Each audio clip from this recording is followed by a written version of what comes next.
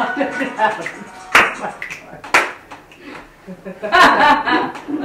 when I was like, Baywatch theme song. Sorry to interrupt you. No. Yeah. I was in a class once of, at a drama school, and it was when cell phones were quite new, and I really had enough. By the end of the day, I said, okay, whose phone is that? I'm really pissed off. Whose phone is it? Was it yours? Oh no. I was such a dork.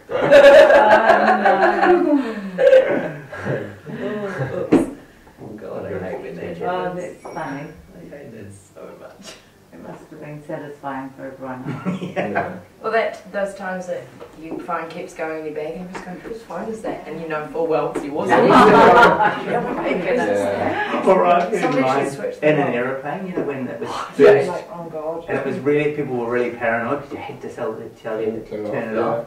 And I'm sitting there going, oh, there's my phone up there. I can hear it ringing. And you know some people are just sitting there gripping the arms of their The entire plane will blow The up. plane's being tampered with right now. Well, Stephen, is there anything? I don't Sort of brought the know. party to an end, hasn't it? Well, Did you finish what you were saying?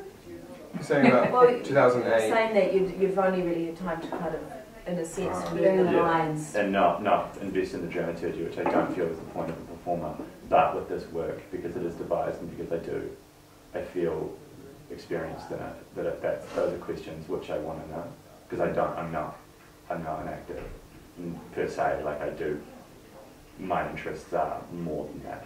Oh, So okay. I'm not here to just learn the lines. I want to be intimate with the workings of the thing, and I want to know because I do care and I do want to get invested, and that's at times a double-edged sword. Had you seen the show In before you? Wellington. Oh, okay. How do you mean it's a double-edged sword? Because once you get to a certain point, like, and I think this is true of like some directors, some people do it very well, some people do it not so great, and I've been in positions working with both, that like you take a director and then you try and get them to act, and then for various reasons they won't. They will stop rehearsals, they will stop runs, they will not say their lines, you ask them to do something and then they'll stop you and be like, what's the scene about, what are we doing? And I think to an extent, yes, it's, as an actor needs to know some of that stuff, but at some point it crosses the line, and it can come from a place of that they feel like they need to know, and it can also come from a place that they're afraid to act and to open up, and then so then they do what they know to slow it down. Sometimes it's conscious, sometimes it's unconscious. But I've been in a lot of device processes, and so I've seen some very interesting. Very easily be a defense. Yeah, it's really interesting. It's really cool. Yeah, you decide to use your thoughts instead of your feelings, eh? Mm. Yeah, wait, let's just think about this. Let's just sit down and talk. Just talk it out before we actually do it. That involves something like feeling. You know what would things, really help me now is like, should we just like write a list of, like, we'll just sit down and we'll just write a list of everything we've got. Yeah, I know exactly how That's that is. just lazy acting though. Yeah, Stephen, is there anything you want to... oh no, I was just thinking, because see, Nisha and I are doing a show which is quite separate from this process, and also I was very outside this process, really, and that I would come in every now and then. So my relationship to it is very different. So it's sort of, it's really a different perspective from you guys. And I mean, I've said to you that I felt like I sort of yearn for something intense, in terms of intense involvement, being sort of overwhelmed by something to the point that you're not doing anything else, that you're just in that. So I haven't had that experience in this. So that's a bit of an issue for me to try and. How do you work peripherally in something without the thing that you sort of feel like you need to do your best work? So what's your title in this? Well, I don't know. Design. Oh, it lies on Yeah. Yeah. Well, I don't know. I've sort of Very strong Being- in the drama too, that's Yeah. Yeah. Well, what do you, that you don't feel that way?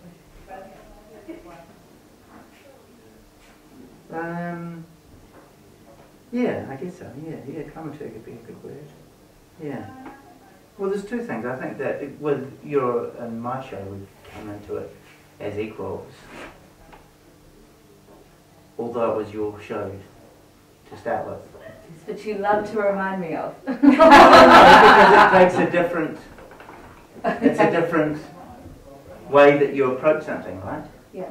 So I've got this pop song. Can you help me make it? Yeah. It's quite different than hey. Let's Let's make Figuring make a out pop together, song. yeah. And I love performing it. I really love performing it, but it's also it's a different.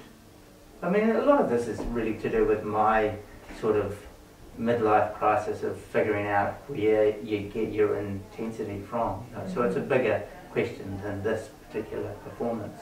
It's more to do with, you know, how do I get really totally absorbed in something when actually the scene at the moment is a little bit kind of, you do a bit here and you do a bit there and you keep things bubbling along. And I just feel like it's not my, it's not my strength. It's not my best side coming out when I'm like that. Because is that hard for you as a director to be involved in something that's not just yours? No. Like I've done lots of things where I've designed a show, for example, and designing a show can be really fantastic fun like that.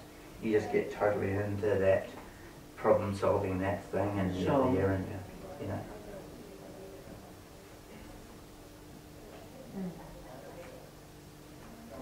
And also I think that we're, from doing these kind of projects, you get well versed at taking on different roles. Last week you were the producer and the director of something, and now you're the performer. In some ways we're actually quite used to that giving and taking of those roles and going, oh, well, this week I actually, like with this show, I have had nothing to do with the production side of it, in terms of worrying about tickets, which is great.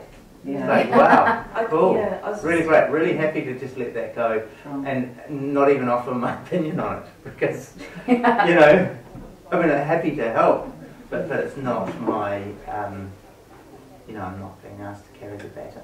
Sure. Yeah. Like I quite like not having, like sometimes I used to worry that I don't ask enough questions, that I just accept the situation and the rehearsal, or accept what's happening and just go with it. But actually, I think I don't see that as a negative thing anymore, because I quite enjoy that now. I quite enjoy going, I don't need to, Nisha's worried about the questions. I just get to do the thing. She'll worry about the questions. I'll worry about the questions when I'm driving, like when it's when I'm producing something or directing it. Then the questions are my problem. I'll think about them, and someone else just gets to do the doing and not asking too many questions. Questions are great, but I mean, like really worrying. Like when I work with a big group of performers with the Wet Hot Beauties, who are the Wet Hot Beauties who are like largely non-performers, and getting up to production week, they stress the fuck out about little details, like so and so in this line doesn't do this, and they already, and really worry about little parts of other people's performance or the whole thing that really they don't need to. And I find myself again and again going, don't worry, I can see it, I can see all of it, and I've got a plan. And we can't polish all of it at once right now. We have to do little parts. But of course, they don't. It's not their fault. They just don't know. Isn't that good though, if you, like as an actor, if you embellish your own bits? Because is that just being confident in knowing your role?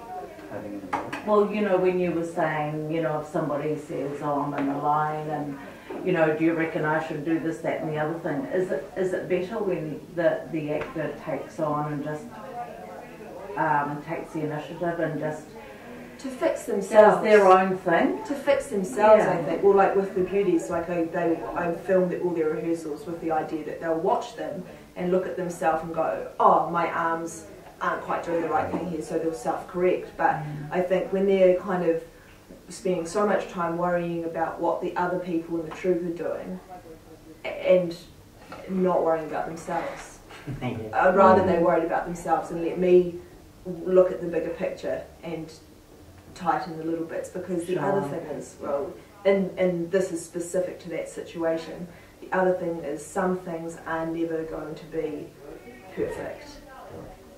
You know, they're just not. They're all, like, I've got 50 arms that are all different lengths, and, you know, 50 arms that are all different sizes and everything, and heights and stuff. So there's some things that will just never look perfect, and I can make the decision about what we spend lots of time polishing and what we can kind of let go of a little bit and go, you know what, it's fine if this line is just not quite straight. But actually in this part we really it needs to be perfect. You know, so yeah, I would, but I think that's the roles, that's my job to worry about those decisions in the big picture. But if it was the other way around and I was in the pool, and there's probably situations where you can't trust your director or your producer or whatever, but I'd like to think, you know, and in this circumstance, for sure, trust that Nisha will go, it looks shit or it looks good. So she can make that, she can worry about that, and all I can do is do my job the best I can. There is I feel like there's a very high level of trust in this company, and I think that has come from the fact that you're all mates, so you're all sort of peers, so no one's been sort of, hello, I'd like to employ you, so there's a basis of mutuality at the beginning, and that's including someone's, you know, like someone we want to hang out with kind of thing. And the other thing is that just by spending you know, that time, the year, going back to it, then you start to sort of trust, oh, you know what, that guy is going to come up with something. I don't need to worry. He's going to come up with something. Yeah. You know, Does it make a difference when you work that. with people that you like? That are your buddies? Yeah. Does it make a tighter show? Yeah. I think trust. I think trust Yeah. is a really big thing. Like with this show, definitely, I feel like, not brown nosing or anything, but like kudos to Nisha big time, because I feel like win the show. Now. yeah, let me continue. I feel like Nisha has this really amazing ability to make it not personal, which is so important with the director, because I feel like Nisha is I really call her an artist, like, because she has something that she can see, and you feel like when you're acting and when you're in the piece, you're like, okay, that didn't go so well. But I know that Nisha saw like a tiny little bit that if she chipped away at, she'd get to the marble, you know, underneath. So, and in that it doesn't become so personal, it doesn't become so Ash Jones wasn't a good performer in that moment. It was more like, I was just trying hard, and Nisha was also trying just as hard in watching and looking for something in it. And I feel like you two are a really amazing team at being like, yeah, we just that Really hard to take. just that artistic. You're both really attractive people. Very sexy. You've got really great eyes. Yeah, beautiful voices Great taste in music. Yeah, I feel like that, I don't know, that just has created a feeling of trust. I mean, it definitely must have helped from us beginning as like a Wednesday hangout group. Just like, yeah, let's make stuff. But it Nisha's was always very been like, at the rudder. like we haven't been friends for very long, myself and Ash. And I haven't been friends with Julia for very long, and they're both people that I sort of met up, you know, Julia hunted me down and said, have a coffee with me because I want to work with you. And then it just ended up that, yeah, it's a great instinct. It's a really easy working relationship and friendship, and same here. I hunted Ash down and said, I think you might be good for this role. And we were friends beforehand, and we're still friends afterwards. Yeah, but I think that genuinely enjoying each other's company helps, Sure. and that's sort of that's that intangible thing you feel with the company of actors and pleasure to play the game together. Because you do see shows. I know I've seen many shows where you just feel like they don't like each other very much, and I've been in shows where it's not like people hate each other. You just don't have that kind of thing. It is a total pleasure to spend an hour on stage with you. So it makes a difference. Yeah, But totally. you It know, makes a massive but difference. can't you just be like in a good business relationship? Is that not just as good? Totally, but it goes friends. beyond business with this kind of work because you're trying to be truthful, and that you can't keep any barriers between yourself and that other person in a way, because those barriers get found quite quickly, and you're like, oh, there's this between us.